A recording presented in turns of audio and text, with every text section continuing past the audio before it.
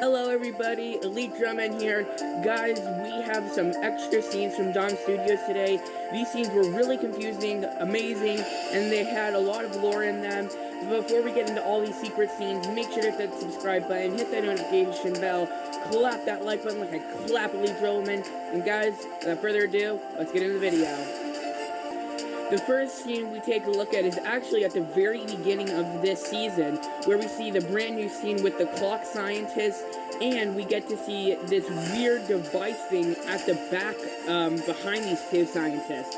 The Titan TV man ends up actually coming into the scene, and he ends up, and as the Titan TV man appears, the scientist TV man, as I was trying to say, ends up saying, memorize its coordinates. You must get close as you can, and I'm assuming this means to the G-Man or the last, the last base of the Skibidi toilet, as, it says, and then, as the scientist TV-man says, and then plant it. Now, this could definitely be some sort of TV bomb to destroy all the Skibidi toilets, or even possibly the G-Man toilet, but as the Titan TV-man raises his thumbs up, this is where this scene ends, as he ends up saying, and then plant it. But this thing could definitely be a bomb, but if you take a closer look, it definitely has clock things put into it, not only just TV heads and beams. Now, while I do have a very strong feeling that this is indeed a bomb, I'm not quite sure what this is. It could be a dish transmitter or something like that takes down all the conversations and radios between Skibidi toilets. I'm not sure what any of this is, but it does look like a very high-tech bomb or something to take down a lot of bases or resources. I'm not quite sure. Anyways, as I said, this is where this scene ends. But if we're going to move on to the next scene, I just want to talk about one little thing. The fact that, what is this thing on this TV scientist's head? Like, what is that on bro's head, for real? The next scene we have is actually when the Titan Clockman stop time. We actually get to see inside of this Astro Toilet, and apparently this Astro Toilet wasn't an Astro Toilet, it was the Commander, Male 09, as we see inside him now. As we think he's frozen in time, he just, you know, casually moves his hand, and as he starts getting up and out of the time zone thing, he just looks at the camera from the Astro Shell's point of view. And as we can remember, as we see the commander remembering something that the scientist, or whatever this guy is, the commander of the scientist, we remember the commander scientist guy saying, we just need to keep the Titan Clockman in place, or at least long enough. And the commander does exactly this, as he stops the flashback. And obviously right here, we see the Titan Clockman himself, as he's looking down onto these bombs back in the other episode where this actually happened. We can see how the Titan Clockman was thinking about this, and of course this is where he does his time shelving, and he puts his sword in this gigantuan circle to create a time field, if you will. Excuse me, I am sorry, a little stutter.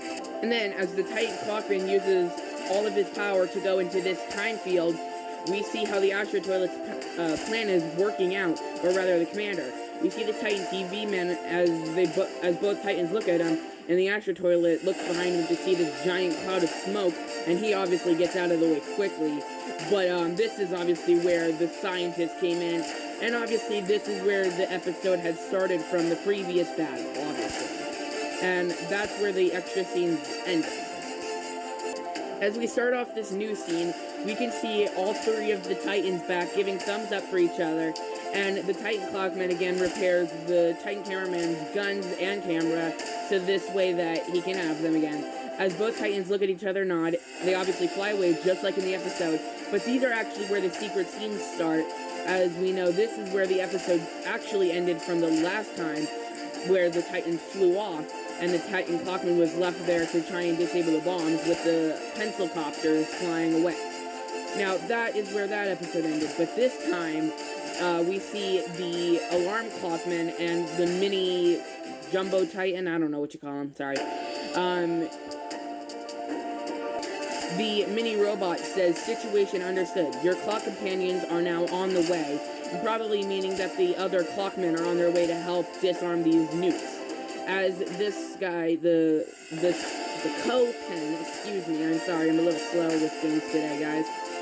He says, situation understood, as he looks to the Titan Clockman and says, continue the fight without me, I must go somewhere.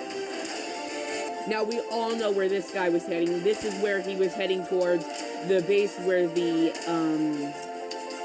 Polaroid cameraman was protecting the girl. But this time, the alarm clock rings his bells, and I don't understand the conversation they had between each other.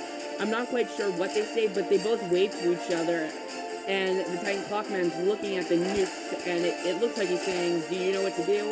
He says, yeah, I will go in and disarm them. I think that's what they were trying to tell each other.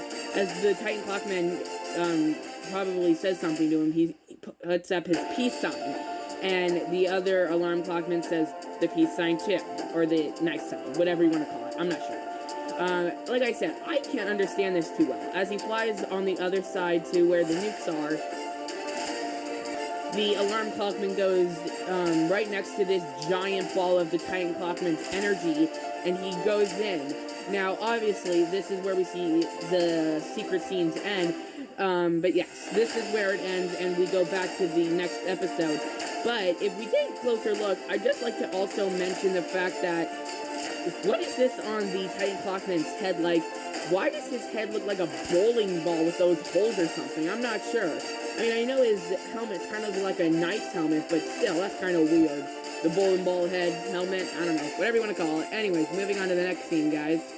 This next secret scene starts off with all of the Skibidi toilet commanders and the most powerful one at the base. Now, we can also see all of these Skibidi toilets have basically been summoned or are charging. I'm not sure. But as we can first see, they're not all there, but then the next minute, all of the corresponding colors to the actual Skibidi toilets then all appear as if they've emerged.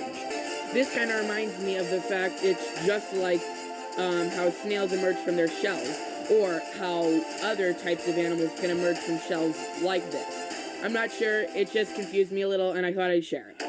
Anyways, as we can see, all of the Skibidi toilet mutants all lined up with all of them. Susie says, you played smart by destroying her device. Leo ends up saying, so Alpha's master didn't show up to save her. Which, this is really interesting, because I thought Male 09 had been with us all along, which was the commander. But apparently I have been wrong this whole time, and the commander has not been Male 09. Which, this is really confusing to me, because I mean, they look exactly the same, and it would make sense for him to be turned into a Skibidi toilet, as in the original series he was. Now, this is really confusing to me, because why wouldn't they just be the same guy? Why are they two different people? Now, I thought about this for a long time, but I don't understand it. They both look exactly the same, have exactly the same looks, and they both return to Skibidi toilets. So, write what you guys think down in the comments. Anyways, continuing on with the commentary, William says, where is Male 09? He was supposed to be investigating Alpha's master. As the commander sits down, he says Male 09 has not returned. And this guy, the scientist, says, I mean, technically going to space takes enough time, and also it's the reason he has to face some trouble. Susie says, so opponent is from space. And then Susie says, Commander, forgive me saying, can't we have a temporary truce with the Alliance? William gets mad about this thing. Are you crazy? Leo says, I agree. And William and Leo get into a huge fight about this. William says, are you crazy? And then Leo says, there's a bigger fish, William. We should have a truce before we all get eaten up. Truce with those who have killed my son, William says. And Commander gets angry, slaps the table, and some weird energy comes out of the table. As they both look at each other, the Commander scientist guy says, alright, that's enough. Alright, that's enough. Y'all should know that the commander's the one who will win the final decision, as the commander looks at him. All of them looking down at the table, and as the scientist says, right, William? William says, of course, I wouldn't dare deny the commander's decision. Wouldn't want to share the same fate as Bethany, after all. Commander gets absolutely pissed off by this and shoves William into the wall. Now, of course, this would be enough to make anyone angry over the loss of their daughter, mocking the daughter's death. And the commander says, we share the same pain, but there's only one commander. Now, and then he says, watch your mouth to William. Now, obviously, William should have watched his mouth a lot sooner. And as he releases William's throat, almost killing him, he says, there's no going back. Peace is no longer an option. This is where we see everyone agreeing with each other, and the commander says, I want to see Jimmy. Now, I'm like, who the hell is Jimmy? Apparently, Jimmy is G-Man. Am I the only one who didn't know Jimmy was G-Man? Yeah, probably. I'm just probably stupid. Anyways, as we see the 99.2% complete, all these doors unlocking from the other secret scenes, we see Jimmy as he is put in this weird mask thing, and he's saying the skibidi thing. Now, as the commander says, this might be the last time we see each other. I want to make sure you're ready for the consequences. As the commander ends up saying this to G-Man, G-Man ends up just saying his normal skibidi thing, and the scientist says, of course, he's ready from the beginning, and then the monitor changes from 99.2 to 99.3. The scientist ends up saying less than 14 hours. And then after this, just remember, you have to act as fast as you can before the clock time stops time again.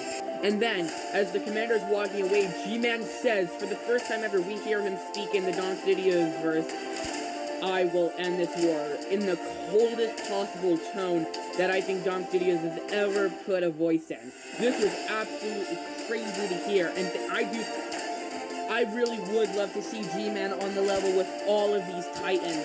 I'd love to see this G-Man's power since we haven't seen it yet in this series at all. This would definitely be one of the craziest things to see in this multiverse, and G-Man would just be so overpowered. Now, guys, this is the end of this scene as well, so let's move on to the next one. Now we have probably one of my most favorite scenes from this is the last secret scene. As we can see, the Alliance members giving each other thumbs up, probably signifying that this is a good thing. But of course, the big cameraman always has to get bullied and is killed by the elite Clockman, the arrow, wand thing, whatever you want to call it. As it's about to kill a POV cameraman, he says, just get lost. And as they get up, wait, hold on, my bad, I forget these characters' names sometimes. Moby actually ends up hypnotizing us to forget whatever we see, and he says, you saw nothing, you won't talk anything about this to anyone. And then, of course, ISO Toilet comes in and says, well, you could have just done that the whole time. As we end up walking off, as the cameraman trying to protect themselves from the elite Clockman's arrows, he just says, no, move. And then we get egg bombed, literally by Skate, as we see he's about to kill us with his egg bombs. And then, of course, we get the two normal Skibidi toilets here saying, Steak, chill, bro. Our mission is not fighting, remember? And then Steak gets angry and does his classic scream, which I love so much. It's so funny, you guys. And then, Hot Sauce Beats comes down and lands with a pretty good landing, I guess, if you would say. He says, to be honest, I don't really feel good about this. Why would he ask us to destroy the clock tower? Which, this is understandable. Now, I can definitely understand why he would ask us, because I'm confused too. But then, Isa says, well, he did tell me a story behind the clock tower. The truth is...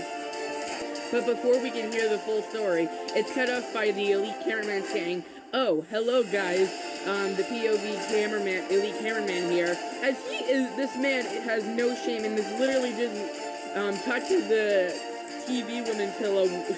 This man truly a simp for her. He ends up saying, hi guys, elite, cameraman POV here. You guys probably can't hear what they're talking about down there, but that's for a pretty good reason, because you can't hear any spoilers. And I mean, honestly, you can't blame this man. He's got a pretty good reason for it. And he even says, that's why I'm staying this far away, so you can't hear any spoilers. No spoilers for you, and no TV woman for you, as if we really cared, or some people would, I guess.